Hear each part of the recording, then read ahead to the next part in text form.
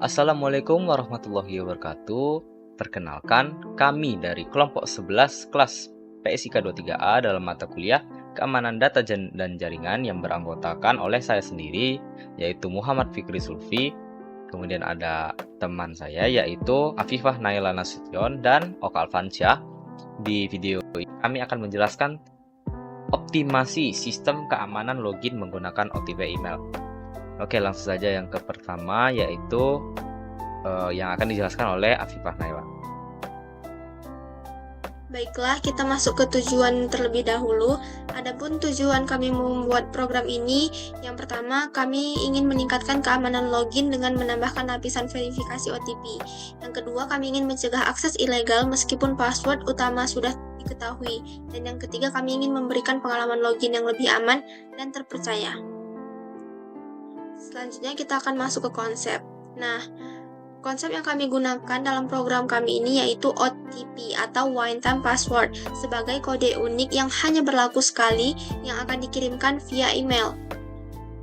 OTP ini akan menambah keamanan login atau two-factor authentication karena menggunakan kombinasi password dan OTP. Untuk alur pendaftaran yang kami buat, yaitu pengguna akan mengisi username, email, password.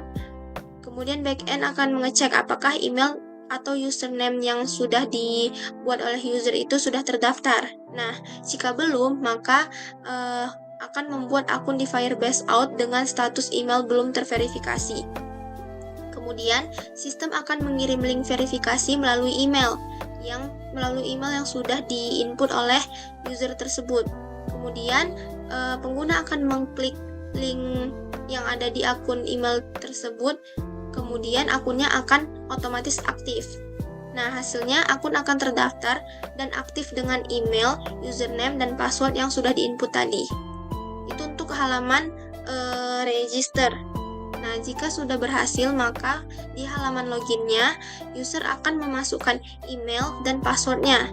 Nah, jika benar, maka sistem akan mengirim kode OTP sebanyak 6 digit ke email yang sudah didaftarkan oleh user tersebut.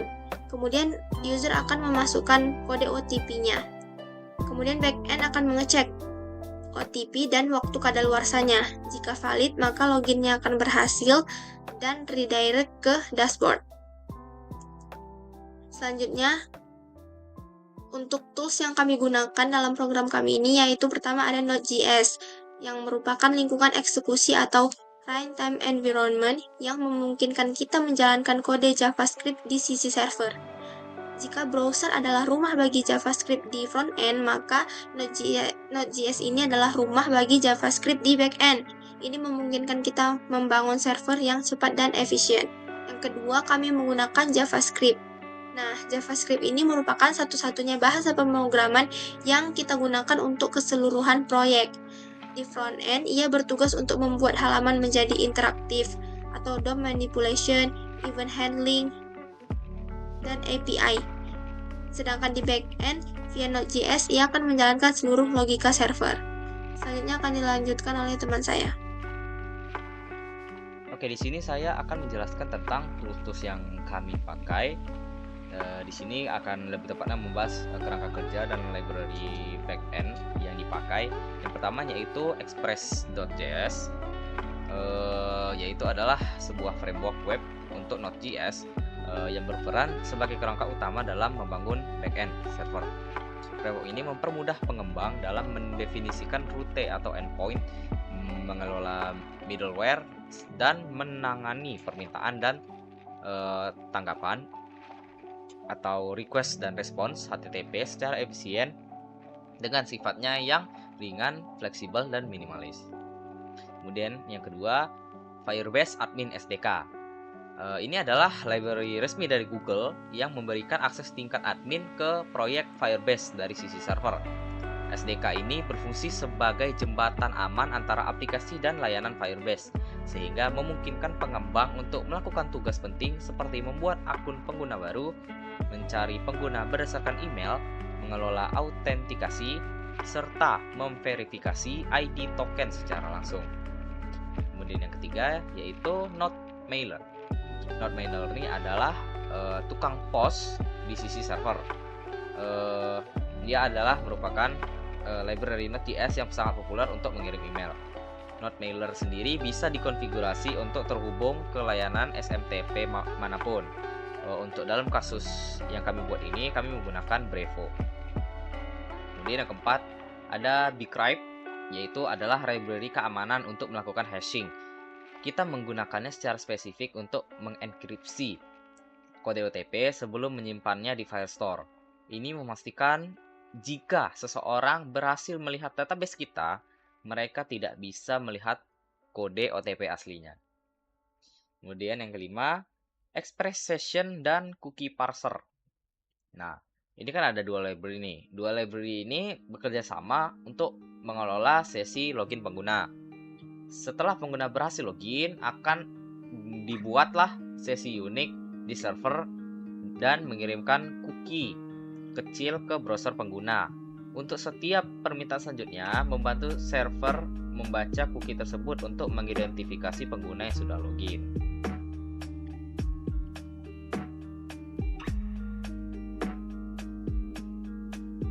Nah, kemudian untuk tools yakni layanan pihak ketiga, cloud service, kami di sini memakai Cloud Firestore, yaitu database NoSQL dari Google yang cepat, fleksibel, dan real time.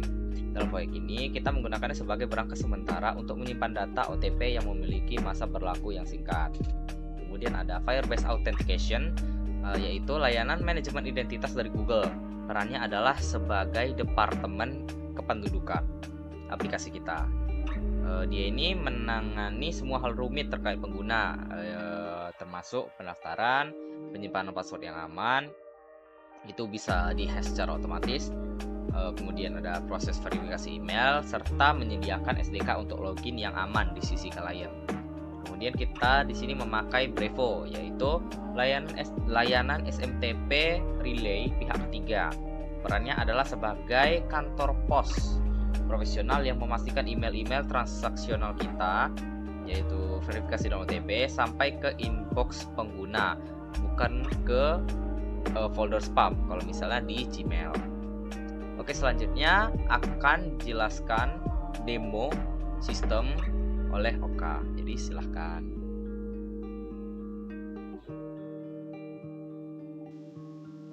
Oke, baik. Di sini saya akan mendemokan aplikasi atau web yang kami buat dengan sistem login autentifikasi 2 faktor menggunakan OTP yang dikirimkan ke email terdaftar. Oke, langsung saja di sini saya akan menjalankan servernya terlebih dahulu. Nah, di sini kami menggunakan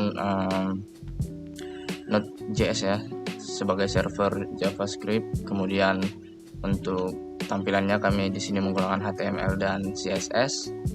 Kemudian untuk frameworknya kami menggunakan Express JavaScript ya. Nah, di sini kami sistem OTP-nya yaitu menggunakan pihak ketiga dari Firebase dan Cloudflare. Namun yang membuat kode OTP tersebut tetaplah dari server kami sendiri. Nah, di sini untuk pembuatan kode OTP-nya yang nantinya akan dikirimkan ke pihak ketiga, yaitu menggunakan Node mailer yang akan dikirimkan melalui email Brevo ya. Kami di sini menggunakan Brevo di sini agar nantinya saat pengiriman email dia tidak terdeteksi spam.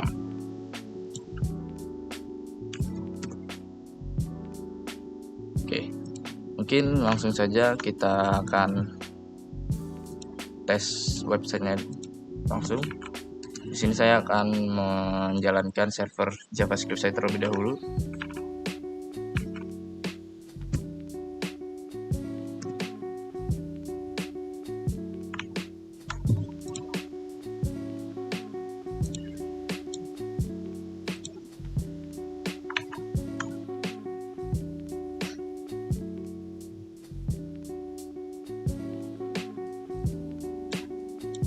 Nah, sini servernya sudah dijalankan, berada di localhost ya. Langsung saja kita buka. Oke. Nah, untuk tampilan awalnya di sini ada dashboard atau halaman login ya, login page.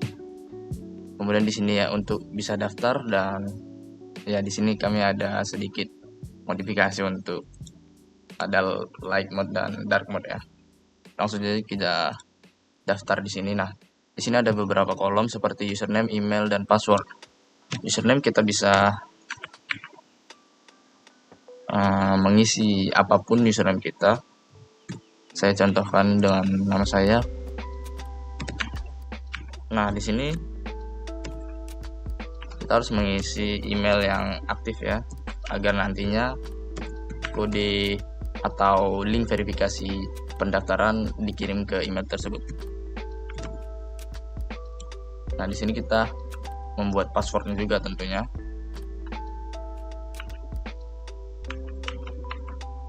Oke, klik daftar.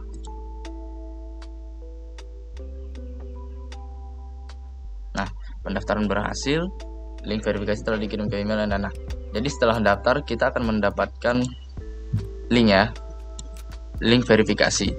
Nah, apa tujuan dari link verifikasi ini? Untuk memverifikasi akun kita ya, untuk mengaktifkan akun kita di dalam database yang ada gitu, yang database pada website tersebut. Di sini langsung saja saya klik verifikasi. Kita akan diarahkan ke suatu website dan langsung diarahkan ke halaman login ya. Di sini kita bisa langsung saja login menggunakan email dan password yang telah kita buat tadi. Login.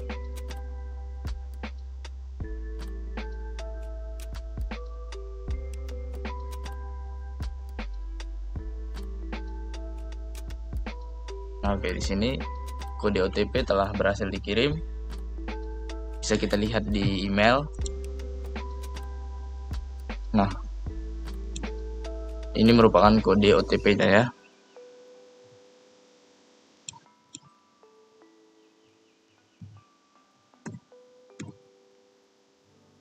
Langsung saja. Nah, sudah berhasil masuk ke dalam dashboardnya. Dashboard sederhana, hanya menampilkan ini. Dan kita logout. Nah, jadi di sini alasan kami menggunakan pihak ketiga seperti Brevo ini untuk mengirim email, karena jika kita mengirimkan email dengan email kita sendiri dan jika itu terlalu banyak, nanti verifikasi atau kode-kode ini dia masuknya ke dalam email spam. Jadi pengguna itu tidak dapat melihat secara langsung ada notifikasi bahwasannya kode OTP ini sudah dikirim ke dalam email mereka. Makanya di sini menggunakan pihak ketiga. Nah,